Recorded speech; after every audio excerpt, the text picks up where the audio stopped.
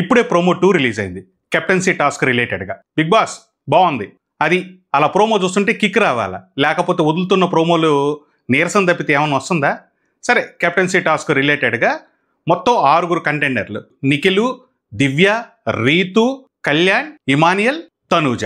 First ఒక circle గీసి సర్కిల్లో టోపీ పెట్టి టోపీ పట్టు కెప్టెన్సీ కొట్టు అన్నాడు. బాగుంది. సో ఎవరు ముందెళ్ళి టోపీ పట్టుకుంటే వాళ్ళని. ఫస్ట్ రౌండ్లో నిఖిల్ పట్టుకున్నాడు. నిఖిల్ తీసుకెళ్లి గౌరవ్కి ఇచ్చాడు. గౌరవ్ కళ్యాణ్ తీశాడు. ఆబ్వియస్లీ తీసేస్తాడు, ఎందుకంటే లాస్ట్ వీకే కదా కెప్టెన్ అయింది అతను ఎందుకు ఉంచుతారు? సెకండ్ రౌండ్కి వచ్చేపాటికి ఇమానియల్ పట్టుకున్నాడు. అసలు సూపర్ అనిపించింది. మామూలుగా పట్టుకోలే, మొత్తాన్ని అటు ఇటు నెట్టుకుంటూ తీసుకెళ్ళి సంజన చేతిలో పెట్టాడు. సంజన దివ్యాన్ని తీసేసింది.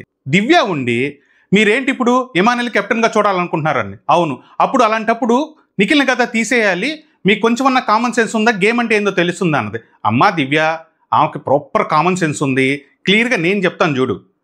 ఎందుకు తీసుకెళ్ళి ఇమానియల్ సంజన చేతిలో పెట్టి దివ్యాన్ని తీసేశాడంటే, నిఖిల్ ఆల్రెడీ లాస్ట్ వీక్ అంతా సంజనాన్ని నమ్ముకొని ఆల్మోస్ట్ సంజనాకి రైట్ హ్యాండెడ్గా నిలబడ్డాడు.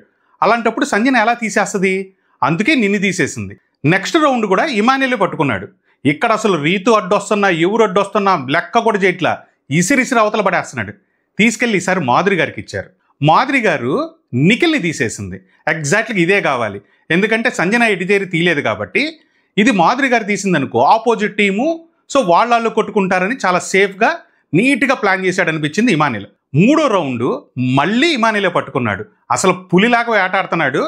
దానికి తోడు సేమ్ టైం ప్రాపర్గా బుర్ర కూడా వాడుతున్నాడు అనిపించింది.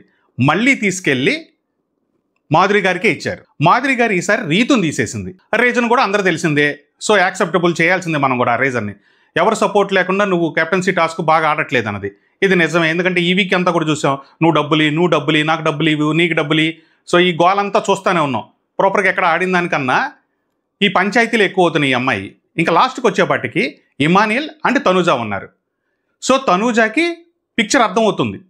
ఇమానియల్ పట్టుకోగానే తనూజ హ్యాండ్సప్, ఇంక తను పట్టుకోట్లా, తీసుకెళ్ళి సంజన గారి చేతిలో పెట్టాడు. మాధురి గారు ఇక్కడ ఒక వార్నింగ్ ఇచ్చారు, మారిపోతే అన్నీ గుర్తుపెట్టుకో అన్నాడు. తప్పని రియలైజ్ అయ్యి ఇమానియల్ సంజన గారి దగ్గర నుంచి తీసుకొని మాధురికి ఇచ్చారు. ఎంత తెలివిగా మళ్ళీ బిహేవ్ చేశాడంటే, ఇప్పుడు తనూజని తీయాలి. తనూజని తీసేస్తే సంజన గారికి మళ్ళీ చిన్న వైరం ఏమైనా వస్తుందేమో, ఇదెందుకు వాళ్ళే కొట్టుకుంటారు కదా అని తీసుకెళ్ళి మాధురి గారికి ఇచ్చారనిపిస్తుంది. మనోడే కెప్టెన్ అనే క్లియర్గా అర్థమైపోతుంది. ఎలా అంటారా? సో ఏమాత్రం డౌట్ ఉన్నా సంజన గారి దగ్గర నుంచి తీసుకెళ్ళి మాధురి గారికి ఎవరు. సో మాధురి గారికి ఇచ్చాడంటేనే అపారమైన నమ్మకం ఉండాలి. సో ఎట్టి పరిస్థితుల్లో మాధురి గారు కెప్టెన్గా మనోడిని పెట్టుకుంటుంది అన్నది క్లియర్గా అర్థమవుతుంది. ఇక అస్సలు విషయం, తనూజ ఇంతవరకు బాగానే ఉంది. ఎప్పుడైతే తనకు టోపీ దొరకలేదో తనకు అర్థమైపోయి 2 చేతులు ఎత్తేసి హా అంటది, ఊ అంటది, ఏం మాట్లాడాలో అర్థం కాలేదు, ఎవరి మీద అరవాలో అర్థం కాలేదు. దీన్నే యాంగ్జైటీ అటాక్ అంటారు.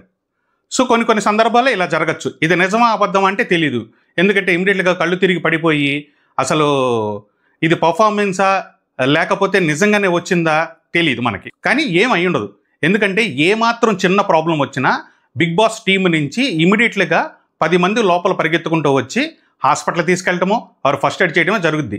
సో ఇది పూర్తిగా యాంగ్జైటీ అటాక్ అనేది నేను నమ్ముతున్నాను. సో ఫైనల్గా ఇమానియల్ కెప్టెన్ అయ్యాడు, కంగ్రాచులేషన్స్. కుదిరితే కొంచెం సబ్స్క్రైబ్ చేసుకోండి, ఒక్క లైక్ ప్లీజ్.